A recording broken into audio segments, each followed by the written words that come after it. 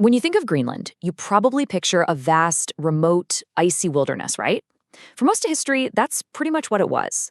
But lately, it's become something else entirely. We're talking a geopolitical hotspot, a potential treasure chest, and a key piece in a global power struggle. So what on earth is going on in Greenland? Let's get into it. The whole thing really exploded in the public view with this one. Pretty stunning statement from the White House. The US president didn't just say he was interested, he basically framed owning Greenland as a national security necessity.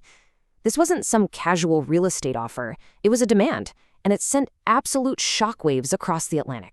And that really gets to the heart of the mystery, doesn't it? How did this massive island, with a population of only about 56,000 people, suddenly become so critical to the world's biggest superpowers? Well, the answer is a fascinating mix of geography, climate change, and just raw ambition. To really understand the tension today, we have to start with the proposal itself, because you have to see just how blunt the American position was and the immediate, powerful reaction it got. The White House's stance was crystal clear and, frankly, uncompromising. They argued that Greenland is essential for U.S. security. Then came the warning. If we don't act, rivals like Russia or China are just going to move in. The talk got pretty intense, with officials even floating the idea of using military force. So, yeah, this was way more than a proposal. It was basically a threat. Greenland's response was just as direct and just as fast. It was a hard no. Their leaders and their people completely rejected the idea that their home was just some piece of property to be bought and sold. The message was simple and powerful. Our future is not for sale. But here is where it gets really interesting.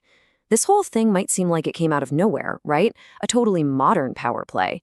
But nope, this American interest in Greenland didn't just appear out of thin air. In fact, it's a strategic goal that's been simmering for more than 100 years.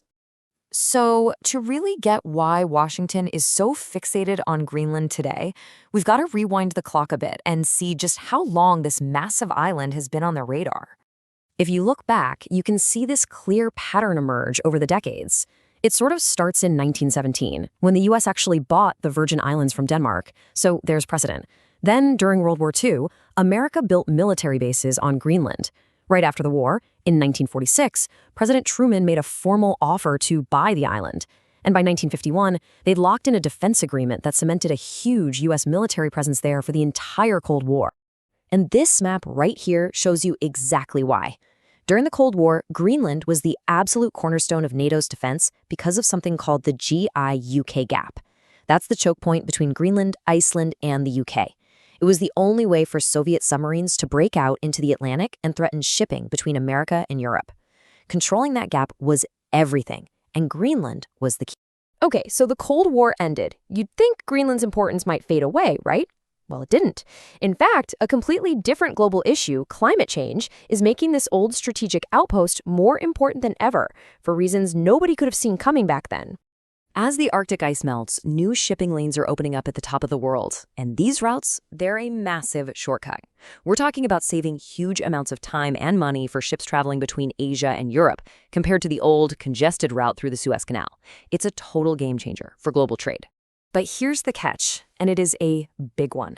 These new commercial highways are also new military highways, because anywhere a cargo ship can go, a warship can go too. A newly accessible Arctic means that Russian and Chinese navies can get into the North Atlantic much, much faster than ever before. And that creates a whole new strategic problem for the US and its allies.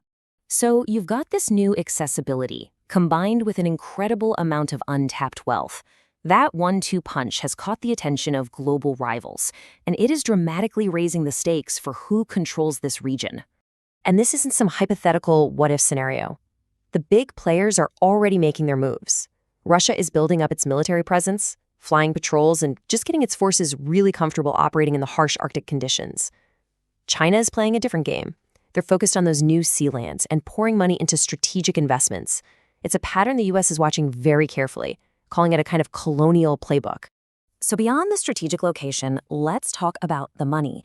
We are talking about staggering potential wealth. Get this, one mining company estimated that a single deposit of rare earth minerals in Greenland could be worth $11 billion. And that is just one spot they've looked at. And we're not talking about just any old rocks. These rare earth minerals are basically the secret ingredient in all our modern technology. They are absolutely essential for green tech, like electric cars and wind turbines, but they're also critical for advanced military hardware, everything from F-35 fighter jets to sophisticated missile systems. So you take that long history, you add a changing climate, and you throw in a new global competition. What do you get? Well, you get a deeply tense standoff between countries that are supposed to be close allies. A standoff where everyone involved has a lot to lose. The justification from the U.S. side is that a lease or a defense agreement just isn't enough anymore. From their perspective, to truly secure the island against rivals and guarantee access, full American ownership is the only real answer. The logic is simple. You defend what you own. But the warning from Denmark, a founding member of NATO, could not have been more serious. They essentially said that any attempt to take Greenland wouldn't just be an insult to them, it would be a move so aggressive it could fracture the entire Western military alliance. That is a huge statement. And what about the people who actually live in Greenland? Well, their views are pretty complex. Polls show that while most of them would like to be independent from Denmark, they overwhelmingly reject the idea of being controlled by the United States. More than anything, they want a voice in their own future, not to be used as a pawn in someone else's game. So in the end, it all boils down to these three powerful competing forces. You have the U.S. pushing what it sees as a critical national security interest. You have Denmark standing firm on its centuries-old sovereignty. And you have the people of Greenland fighting for their right to determine their own destiny. And all of this leaves us with a fundamental question, one that goes way beyond just this one island. As the ice melts and the map of the world literally changes, the fight for Greenland forces all of us to ask, in this new era, what is the real price of security? And who gets to decide what it's worth?